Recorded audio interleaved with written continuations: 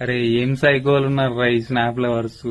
మీరేదన్నా పెట్టాలనుకుంటే story పెట్టుకోర్రా, పుణ్యం ఉంటది. ప్రతిదీ తుమ్మినా, దగ్గినా, పిత్తినా, తాగి కక్కినా కూడా స్నాపులు పంపకుర్రా. ఎవడన్నా ఇంపార్టెంట్ మెసేజ్ చేస్తాడేమో అని వెయిట్ చేస్తున్న టైంలో కూడా ఈ స్నాప్ల సౌండ్లు ఈని ఆ బొక్కలు ఎవడో స్నాప్ పంపించుంటాడు అని చెప్పి లైట్ తీసుకుంటున్నాం తెలుసా.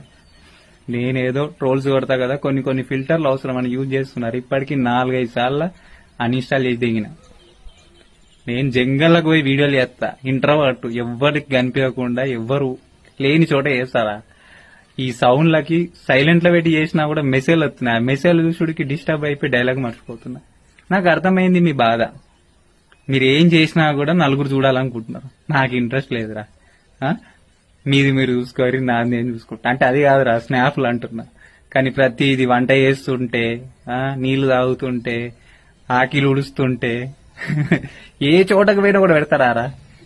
రాని రోగము ఎట్లా తయారవుతుంది అంటే ముదిరి పెళ్లి చేసుకున్నా, ఫస్ట్ నైట్ చేసుకున్నా, దీనికి పోయినా అన్నిటికీ పెట్టట్టున్నారా. ప్లీజ్ రా, నన్ను మాత్రం అలా కలపకుర్రి, నాకు స్నాపులు పెట్టకుర్రి. మీకెవరన్నా ఇట్లా స్నాపులు పెట్టి టార్చర్ చేసేటోళ్ళు ఉంటే వాళ్ళకి ఇది షేర్ చేయరు. ఇది చూసైనా మారుతారు కొడుకులు.